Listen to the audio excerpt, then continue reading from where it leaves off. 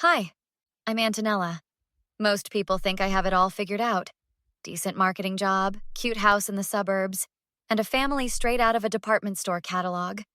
That's what everyone sees anyway. Mommy, can we have mac and cheese tonight? Sophia asked, dropping her backpack by the door. My 8-year-old, the light of my life. Sure thing, sweetie. How was school today? I ran my fingers through her dark curls, noticing how she flinched slightly. Fine. One word answers. Again. This had been going on for weeks now. Just fine? No fun art projects?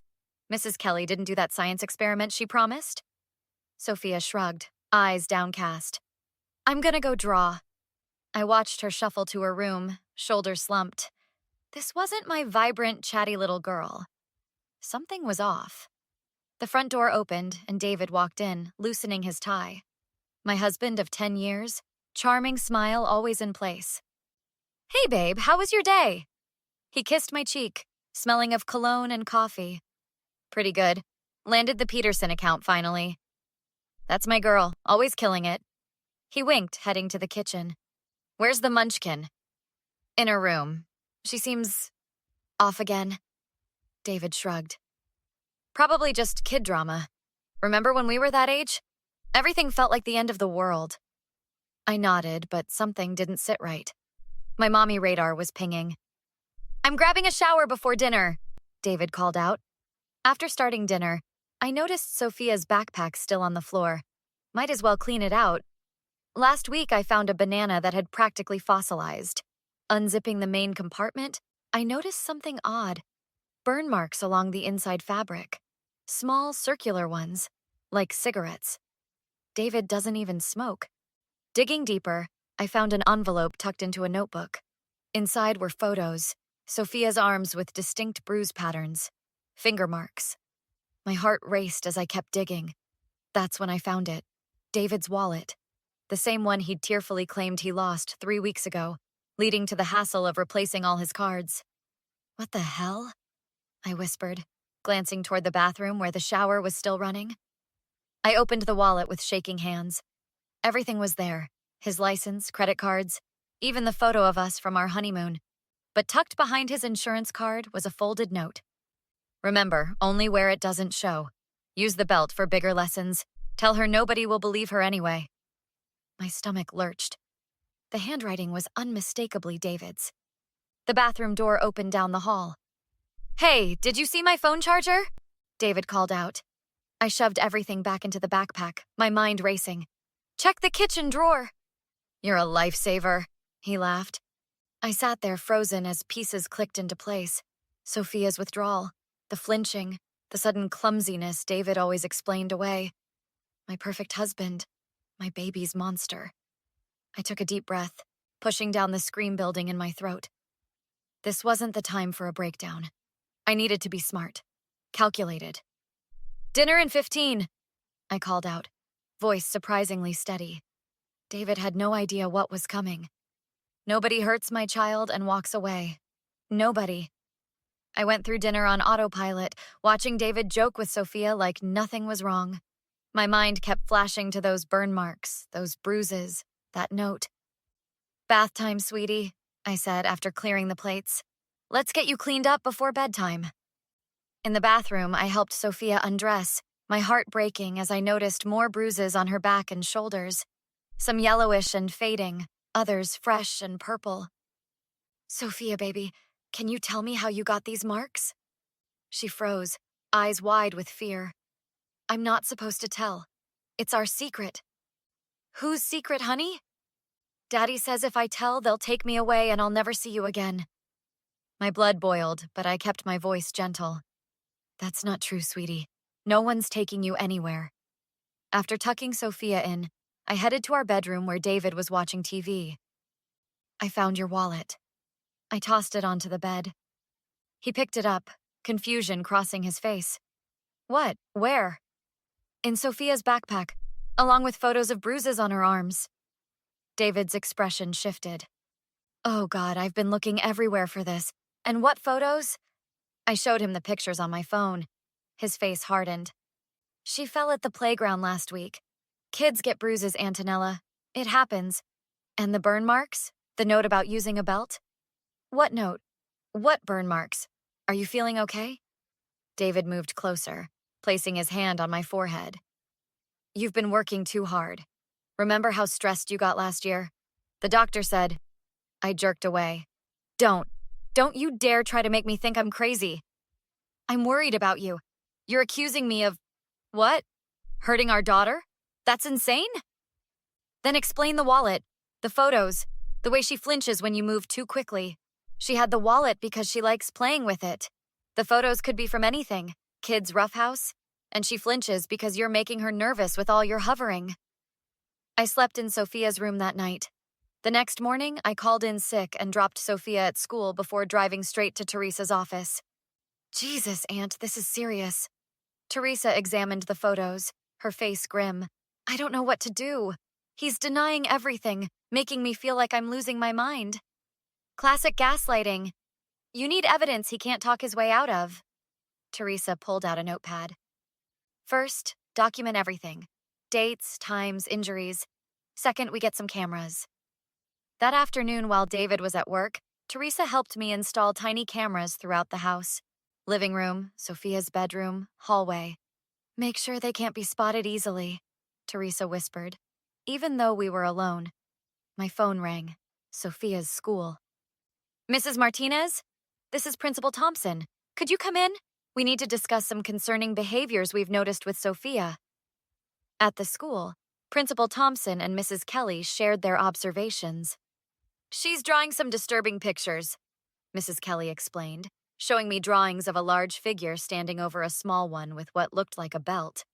And she's become withdrawn, jumpy, Principal Thompson added. Is everything okay at home?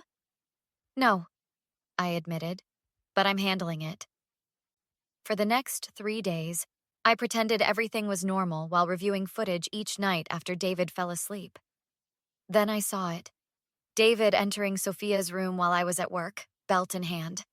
With shaking hands, I dialed the number Teresa had given me. Officer Wilson, I need to report child abuse. I have evidence. Officer Wilson met me at a coffee shop 2 blocks from my office the next morning. She was younger than I expected, with sharp eyes that missed nothing.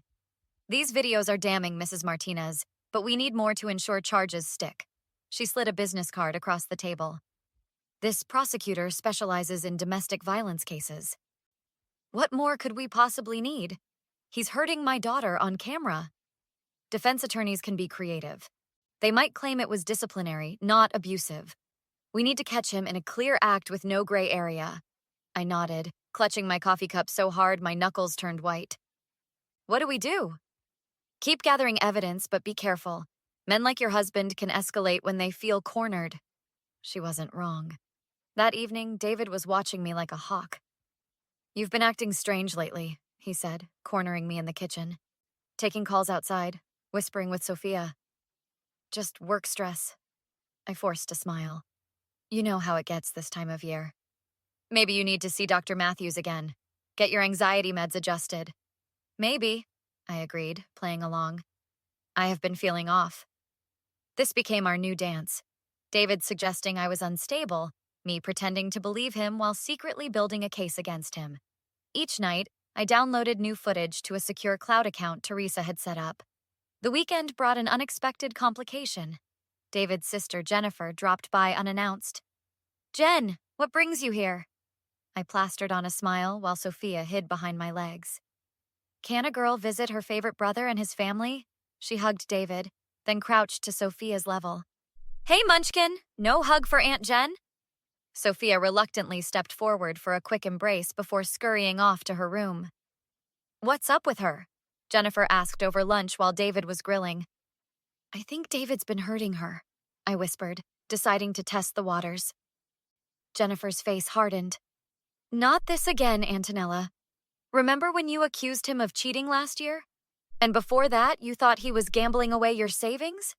You really need to get help for these paranoid episodes. This is different. I have proof. My brother would never hurt a child. Ever. Don't drag Sophia into your delusions. I backed off, realizing Jennifer was a lost cause. But her visit gave me an idea. Monday morning, I called Teresa from my office. I need to set a trap, and I need your help. Whatever you need, Aunt.